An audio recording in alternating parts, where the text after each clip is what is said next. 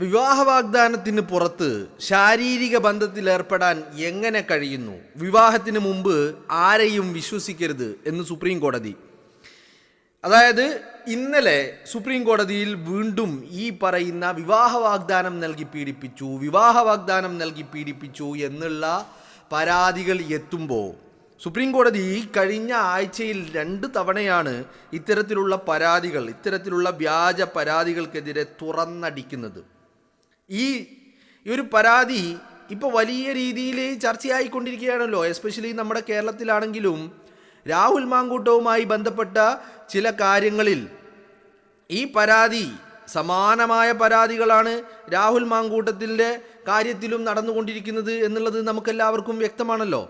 അപ്പോൾ കോടതി പറയുന്നത്, ഇപ്പോൾ കഴിഞ്ഞ ദിവസം സുപ്രീം കോടതിയിൽ ഈ വിവാഹ വാഗ്ദാനം നൽകി പീഡിപ്പിച്ചു എന്നുള്ളൊരു പരാതി എത്തിയപ്പോൾ അത് എങ്ങനെയാണ് പീഡനമാകുന്നത്, ഇത്തരത്തിലുള്ള പരാതികളെ അംഗീകരിക്കാനാവില്ല എന്ന് കോടതി പറയുന്നത് നമ്മൾ കേട്ടു. അതിന് പുറത്ത് നമ്മുടെ കേരളത്തിലും വലിയ ചർച്ചകളുണ്ടായി. ഇപ്പോൾ ഇന്നലെ വീണ്ടും കോടതി ഇതുപോലെ സമാനമായ എന്ന് പറഞ്ഞാൽ ഒരു സമയത്ത് ഒരാളുടെ ഭാര്യയായിരിക്കുക, എന്നിട്ട് മറ്റൊരാളുമായിട്ടൊരു ബന്ധം തുടങ്ങുക, എന്നിട്ട് പോയിട്ട് കിടന്നു കൊടുക്കുക, എന്നിട്ട് പോയിട്ട് വ്യഭിചരിക്കുക, എന്നിട്ട് പോയിട്ട് അവിഹിതങ്ങൾ നടത്തുക, ഇതൊക്കെ കഴിഞ്ഞിട്ട് വർഷങ്ങൾ കഴിയുമ്പോൾ ആ വ്യക്തി ഏതെങ്കിലും ഒരു പൊസിഷനിലെത്തുമ്പോൾ അല്ലെങ്കിൽ അയാൾ എവിടെയെങ്കിലും ഒക്കെ എത്തുമ്പോൾ അയാൾക്കെതിരെ ഇത്തരത്തിൽ പീഡന പരാതി, ബലാത്സംഗ പരാതി, മർദ്ദന പരാതി, ക്രൂരത പരാതി, അതുപോലെ സാമ്പത്തിക ചൂഷണം, ഇത്തരത്തിലുള്ള പല പരാതികളും നൽകുക. അപ്പോൾ കോടതി ഇപ്പോൾ ഇന്നലെ ചോദിച്ചിരിക്കുന്നത്, ഒരാൾ വിവാഹം ചെയ്യാമെന്ന് പറയുമ്പോഴേക്കും പോയിട്ട് എന്തിനാണ് കിടന്നു കൊടുക്കുന്നത്? മലയാളത്തിൽ അതാണ്. കോടതി അതിനെ കുറച്ചുകൂടി പരിഷ്കരിച്ചിട്ട് വിവാഹ വാഗ്ദാനത്തിൻ്റെ പുറത്ത് ശാരീരിക ബന്ധത്തിൽ ഏർപ്പെടാൻ എങ്ങനെ കഴിയുന്നു എന്നാണ് കോടതിയുടെ കുറച്ചുകൂടി ഈ പറയുന്ന സാഹിത്യപരമായിട്ടുള്ള അല്ലെങ്കിൽ ഭാഷാ പ്രയോഗങ്ങൾ എന്ന് പറയുന്നത്. നമ്മൾ പച്ച മലയാളത്തിൽ ചോദിക്കുന്നത്, ഒരാൾ കെട്ടാന്ന് പറയുമ്പോഴേക്കും എന്തിനാ പോയിട്ട് കിടന്നു കൊടുക്കുന്നത് എന്നാണ് ചോദിക്കുന്നത്. ആൻഡ് കോടതി ഒരു കാര്യം കൂടി പറയുന്നുണ്ട്, വിവാഹത്തിന് മുമ്പ് ആരെയും വിശ്വസിക്കരുത് എന്ന് സുപ്രീം കോടതി. ഇതിനു വേണ്ടി സുപ്രീം കോടതി ഇന്നലെ ഒരു പ്രത്യേക ഒരു ഡയലോഗ് തന്നെ പ്രത്യേകം പറഞ്ഞിട്ടുണ്ട്. ഇപ്പോൾ ഇത്തരത്തിലുള്ള കാര്യങ്ങൾ വലിയ രീതിയിൽ ചർച്ചയാവുകയാണ്. മനസ്സിലായില്ലേ? അപ്പോൾ ഈ കേസ് ഇപ്പം നമ്മൾ രാഹുൽ മാങ്കൂട്ടവുമായി ബന്ധപ്പെട്ട് ഉള്ള പരാതികൾ, ആ പരാതികളിൽ ഇത്തരത്തിലുള്ള പരാതികളാണ് എല്ലായിടത്തും നമുക്ക് കാണാൻ കഴിയുന്നത്. സ്വാഭാവികമായിട്ടും കോടതികളും ഇത്തരം ചോദ്യങ്ങൾ ചോദിച്ചു കൊണ്ടിരിക്കുകയാണ്.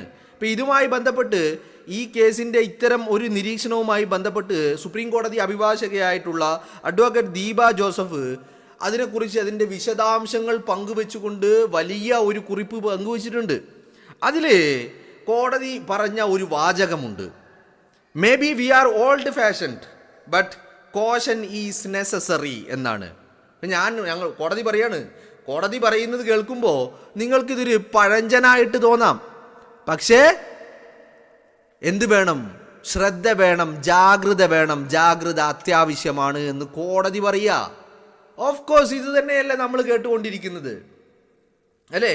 ഇപ്പം രാഹുൽ മാങ്കൂട്ടത്തിനെതിരെ ഉയർന്നു വന്നിരിക്കുന്ന 1, 2, 3 പരാതികളാവട്ടെ, ഇനി പരാതി ഇല്ലാത്ത ആളുകളാവട്ടെ, ഇവരൊക്കെ പറഞ്ഞ ആരോപണങ്ങളാവട്ടെ, ഈ ആരോപണങ്ങൾ വ്യാജമാണ് എന്ന് നമ്മൾ പറയുന്നതിൻ്റെ കാര്യം എന്താ? ഈ കോടതി പറഞ്ഞ കാര്യം തന്നെയാ.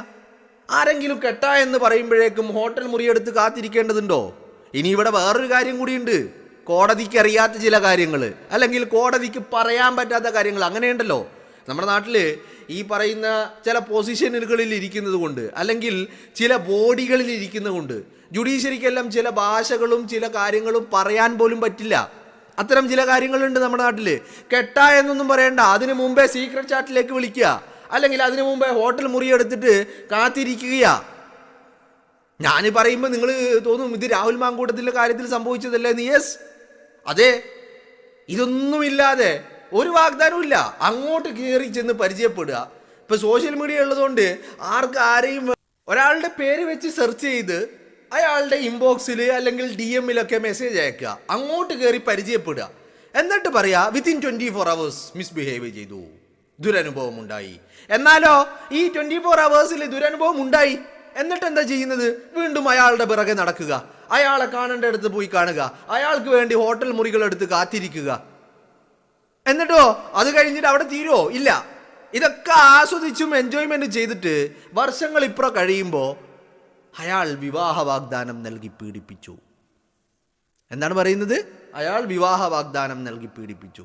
അപ്പോൾ കോടതി ചോദിക്കുക, ഇത് ആരെങ്കിലും കെട്ടാന്ന് പറയുമ്പോഴേക്കും എന്തിനാ പായ വിരിക്കുന്നത് എന്നാണ് കോടതി ചോദിക്കുന്നത്. അപ്പോൾ കോടതി എന്നിട്ട് പറയുന്നുണ്ട്, വി ആർ ഓൾഡ് ഫാഷൻഡ് ആണെന്ന് നിങ്ങൾക്ക് ചോദിയേക്കാം. Maybe we are old fashioned, but caution is necessary. ജാഗ്രത നിർബന്ധമാണ്, അനിവാര്യമാണ് എന്ന് പറയാ. ഇപ്പൊ ഈ ജാഗ്രത ആരാ കാണിക്കേണ്ടതായിട്ട് വരുന്നത്? പുരുഷന്മാർ കാണിക്കേണ്ടതായിട്ട് വരുന്നു. സ്നേഹം നടിച്ച് ഒലിപ്പിച്ച് പല രീതിയിൽ വശീകരിച്ച് പലതും കാണിച്ച് കയ്യും കാലും കാണിച്ച് എന്നല്ല. കയ്യും കാലും മാത്രമല്ല കാണിക്കുന്നത്. ഇപ്പൊ സോഷ്യൽ മീഡിയ ഈ സീക്രട്ട് ചാറ്റുകളിൽ കൊണ്ടുപോയി പലതും കാണിച്ചു കൊടുത്ത് വശീകരിച്ച് അവസാനം പീഡനമാക്കി മാറ്റുക. കോഷൻ ഈസ് നെസസറി എന്ന് പറയാണ് ആര്? കോടതി പറയാ. അപ്പോ ഇത്തരത്തിലുള്ള പരാതികള്, ഈ പരാതികളെ ഇനി നിയമം എങ്ങനെ കാണുമെന്നുള്ളതാണ് ഇപ്പൊ നമുക്കിതിൻ്റെ ഒരു ഫ്രെയിം വർക്ക് നമുക്ക് കാണാൻ കഴിയുന്നുണ്ട് അല്ലേ? അപ്പൊ ഇത്തരത്തിൽ ഫ്രെയിം വർക്കുകൾ നമുക്ക് കാണാൻ കഴിയുമ്പോൾ ഇവിടെ നമുക്ക് എന്താ മനസ്സിലാക്കാൻ സാധിക്കുന്നത്? ഇപ്പോൾ ഇന്നലെ അല്ലെങ്കിൽ നേരത്തെ ഞാൻ നിങ്ങളോടൊരു വീഡിയോ പങ്കുവച്ചിരുന്നു. എന്താണ്? ഈ രാഹുൽ മാങ്കൂട്ടത്തിനെതിരെ പരാതി പറഞ്ഞിരിക്കുന്ന, മുഖ്യമന്ത്രിയെ കണ്ട് പരാതി പറഞ്ഞ ഒന്നാമത്തെ പരാതിക്കാരി രാഹുൽ മാങ്കൂട്ടത്തിന് ഹൈക്കോടതി ജാമ്യം അനുവദിച്ചതുകൊണ്ട് എവിടെ പോകുന്നു? സുപ്രീം കോടതിയിലേക്ക് പോകുന്നു. ആ സുപ്രീം കോടതിയിൽ പോയിട്ട് എന്താ ചെയ്യാൻ പോണേ? കോടതി ഇതാ പറയുന്നത്, ഈ ഒന്നാമത്തെ പരാതിക്കാരി ആരെയാണ്? മറ്റൊരാളുടെ ഭാര്യയാണ് അല്ലേ? ആ മറ്റൊരാളുടെ ഭാര്യ രാഹുലുമായിട്ട് അവിഹിതത്തിലാവുന്നു. എന്നിട്ട് പറയാ എന്നെ പീഡിപ്പിച്ചു എന്ന്. ഇനി പരാതിക്കാരി സുപ്രീം കോടതി പോകുമ്പോൾ എന്താവും? ഇത്തരം സമാനമായ 1ഉം 2ഉം കേസുകളല്ല. ഇപ്പൊ ഈ കഴിഞ്ഞ ആഴ്ചയിൽ 2 കേസുകളാണ് സമാനമായ കേസുകളിൽ കോടതി സമാനമായ ഒരേ അഭിപ്രായം പറഞ്ഞിരിക്കുന്നത്. ആദ്യത്തേതിൽ കോടതി പറഞ്ഞത് എന്താ? Failed or broken relationships are given the colour of criminality എന്ന് അവിടെ പറഞ്ഞ് അവസാനിപ്പിച്ചു. എന്ന് പറഞ്ഞാൽ റിലേഷൻഷിപ്പ് തകരുമ്പോൾ അതിനെ പീഡനമാക്കി മാറ്റുന്നു, ബലാത്സംഗമാക്കി മാറ്റുന്നു. അപ്പുറത്ത് നിന്ന് പറഞ്ഞാൽ കൂടെ കിടന്നവനെ പിന്നെ ക്രിമിനലാക്കി മാറ്റുന്നു അല്ലേ? ഈ പരാതിക്കാരി, ഒന്നാമത്തെ പരാതിക്കാരി ഹൈക്കോടതിയിൽ പറഞ്ഞത് എന്താ രാഹുലിനെ കുറിച്ചിട്ട്? അയാൾക്ക് ജാമ്യം കൊടുത്തു കഴിഞ്ഞാൽ അയാൾ എന്നെ കൊല്ലും, അയാൾക്ക് ജാമ്യം കൊടുത്തു കഴിഞ്ഞാൽ അയാൾ എന്നെ ആക്രമിക്കും, അയാൾക്ക് ജാമ്യം കൊടുത്തു കഴിഞ്ഞാൽ അയാൾ വലിയ സ്വാധീനമുള്ള വ്യക്തിയാണ്, അയാൾ കേസിനെ തകർക്കും എന്ന് പറഞ്ഞാൽ കൂടെ കിടന്നവനെ ക്രിമിനലാക്കി മാറ്റുക. ഇതല്ലേ നടന്നുകൊണ്ടിരിക്കുന്നത്.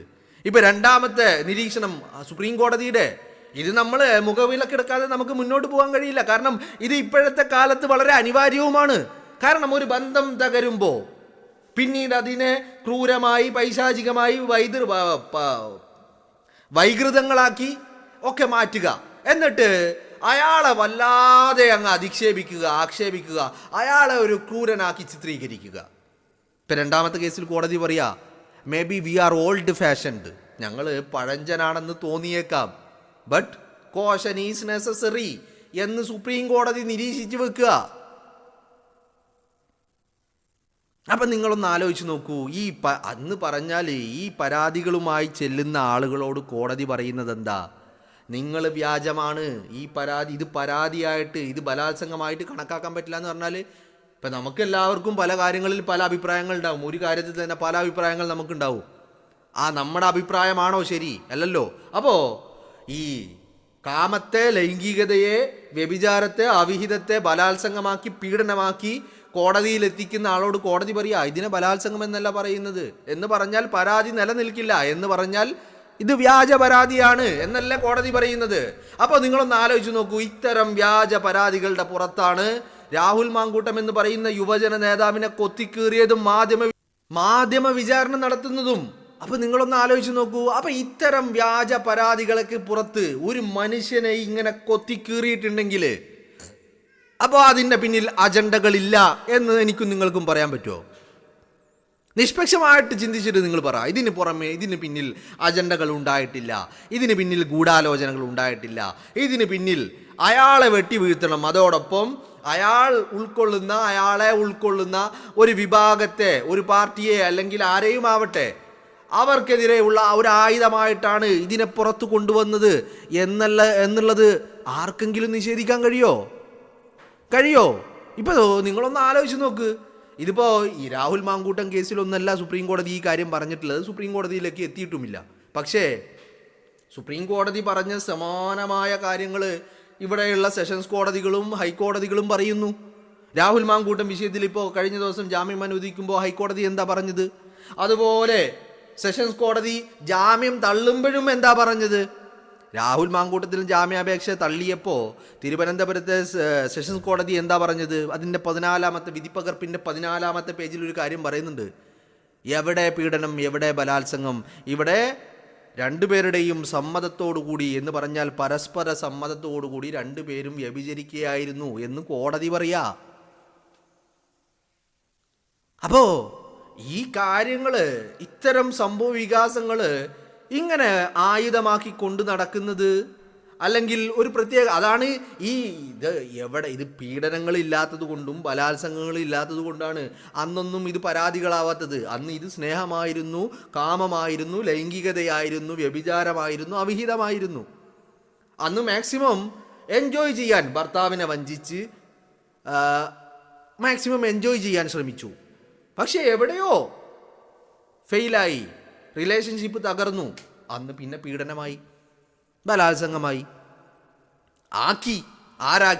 ആരൊക്കെയോ ചേർന്ന് അതിനെ പീഡനമാക്കി, ബലാത്സംഗമാക്കി മാറ്റി. ഇതല്ലേ നമുക്ക് കാണാൻ കഴിയുന്നത്.